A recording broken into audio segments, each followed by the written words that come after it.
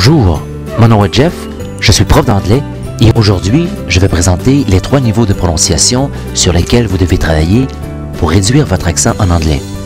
Je vais aussi vous donner 2 trucs pratiques pour atteindre ce but plus rapidement. Quand on apprend une langue, normalement, on se concentre d'abord sur le vocabulaire et la grammaire.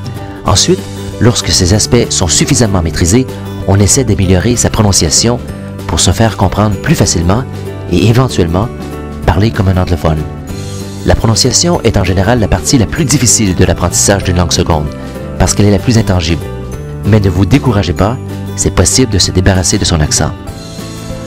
Vous devez améliorer votre prononciation à 3 niveaux phonétiques, c'est-à-dire au niveau des phonèmes ou des sons, de l'intonation des mots et du rythme de la phrase. En premier lieu, vous devez utiliser les bons sons. Évidemment, la difficulté vient du fait que plusieurs sons anglais n'existent pas en français. Ou pire encore, ils existent, mais ils sont légèrement différents. En général, il s'agit surtout de voyelles. Voici les 4 catégories de sons anglais les plus problématiques pour les francophones, à mon avis. C'est souvent à ce niveau que votre accent français persiste. 1. La diphtongaison des voyelles en fin de mot. 2. Les voyelles longues. 3. Le son TH. Et 4. L'aspiration des sons P, T et que. Numéro 1. Les voyelles en fin de mot. Peut-être que vous ne l'avez jamais remarqué, mais contrairement au français, les voyelles à la fin des mots sont prononcées comme des diphtongues en anglais. Par exemple, l'erreur que beaucoup de francophones font est de dire go et to au lieu de dire go et to. Remarquez la prononciation des mots suivants. Go, so, hello, say, play, today. Do, shoe, true, me, happy, agree. Numéro 2. Les voyelles longues. En anglais, il y a des voyelles courtes et des voyelles longues, comme par exemple live et leave. Plusieurs francophones ont tendance à prononcer toutes les voyelles comme si elles étaient courtes. Et voici 3 voyelles longues les plus problématiques, c'est-à-dire A dans dog, A dans cat et O dans social. Plusieurs, par exemple, vont prononcer dog et dog de la même façon, c'est-à-dire dog. Remarquez la différence entre la longueur des voyelles dans les 5 paires de mots suivants. Dug, dog, luck, lock, nut, not, but, bought, bus, boss. Une autre erreur des francophones est de prononcer le son A, comme si c'était une voyelle courte, c'est-à-dire cat au lieu de cat. Notez la voyelle allongée dans les mots suivants. Bat, cat, back, class, happy. Mais attention, la lettre A n'est pas toujours prononcée de cette façon. Was, not was, what, not what, watch, not watch. Parmi les voyelles longues, retenez aussi que le son O est souvent allongé également. Voici des exemples. Social, notice, emotion. Un troisième phonème qui présente une difficulté est le fameux TH, qui peut être prononcé V, comme dans father, ou bien F, comme dans thick. Voici quelques exemples.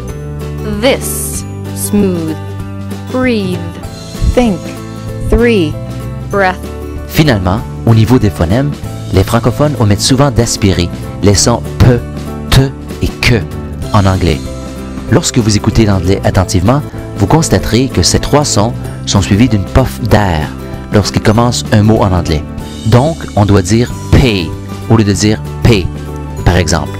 Voici quelques paires de mots français-anglais pour bien souligner le contraste. Paul, Paul, Pat, Pat, tu, key. Parlons maintenant du 2e niveau de prononciation sur lequel vous devez travailler, c'est-à-dire l'intonation des mots ou l'accent lexical. Comme je l'ai expliqué dans une capsule précédente, le rythme de l'anglais est totalement différent du français. L'anglais est une langue accentuelle, c'est-à-dire basée sur l'accent tonique, tandis que le français est une langue syllabique, c'est-à-dire basée sur la syllabe. Autrement dit, le rythme en anglais est régi par le nombre de syllabes accentuées, alors qu'en français, il est régi par le nombre de syllabes. Donc, Contrairement aux francophones qui prononcent chaque syllabe avec la même intensité, l'anglophone va mettre l'emphase sur une syllabe en particulier, au détriment des autres, qui sont soit réduites, soit pas prononcées du tout. Pour réduire votre accent, vous devez répéter les mots avec le bon accent tonique, jusqu'à ce que leur prononciation devienne automatique pour vous. À titre d'exemple, voici des mots qui sont accentués sur la première syllabe. Canada, Interesting. Dictionary. Voici maintenant des mots qui sont accentués sur la deuxième syllabe. Ambitious. Cassette. Computer. Finalement, voici des mots accentués sur la troisième syllabe. Electricity. Durability. Possibility. Le troisième niveau de prononciation que vous devez pratiquer est semblable au deuxième. Il s'agit de l'intonation au niveau de la phrase. De la même façon que certaines syllabes ne sont pas accentuées, certains mots dans la phrase sont à peine prononcés. Les mots inaccentués sont généralement des mots grammaticaux, comme les articles, pronoms, prépositions, conjonctions et auxiliaires. Et l'une des fautes les plus caractéristiques des étudiants français est de donner une valeur égale à ces mots. Lorsque vous prononcez une phrase, les intervalles de temps entre les syllabes accentuées doivent être de durée égale. Par exemple, en français, s'il vous faut 2 secondes pour prononcer une phrase de 10 syllabes, une phrase de 5 syllabes vous prendra normalement 1 seconde, n'est-ce pas? En anglais, par contre, c'est le nombre de syllabes accentuées qui va déterminer la longueur de la phrase. Donc, vous devez prononcer les syllabes et les mots sans accent assez rapidement pour ne pas interrompre le rythme. Ce qui veut dire qu'une phrase de 10 syllabes peut se prononcer à la même vitesse qu'une phrase de 5 syllabes. Considérez ces quelques exemples. Are you good at working on the computer?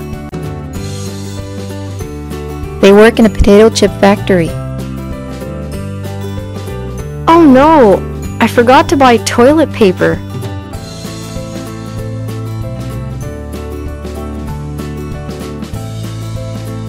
My sister is studying photography in Quebec City. I don't feel very good today. En terminant, voici 2 trucs pour vous aider dans votre pratique. D'abord, un des meilleurs exercices pour développer un anglais sans accent est la lecture à voix haute, idéalement avec un professeur ou sinon avec un dictaphone. Enregistrez votre lecture, écoutez le résultat en soulignant les erreurs et répétez l'exercice jusqu'à ce que votre anglais sonne comme celui d'un anglophone. Mon deuxième conseil est le suivant.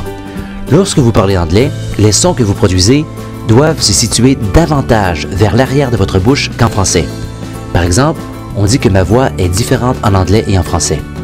Quand je parle anglais, le son que je produis vient plus près du larynx. Notez la différence avec les phrases suivantes. En français, j'aime tes cheveux. En anglais, I like your hair. Voilà, je vous ai présenté les 3 aspects de la prononciation anglaise que vous devez améliorer pour vous débarrasser de votre accent français. C'est-à-dire 1. Certains sons difficiles, 2. Votre accent lexical et 3. Le rythme de votre phrase. Également, je vous ai donné 2 petits trucs pour améliorer votre pratique, c'est-à-dire l'auto-analyse par la lecture à voix haute et le déplacement vers l'arrière de votre bouche de la production des sons quand vous parlez anglais. Merci d'avoir consulté cette capsule et à la prochaine!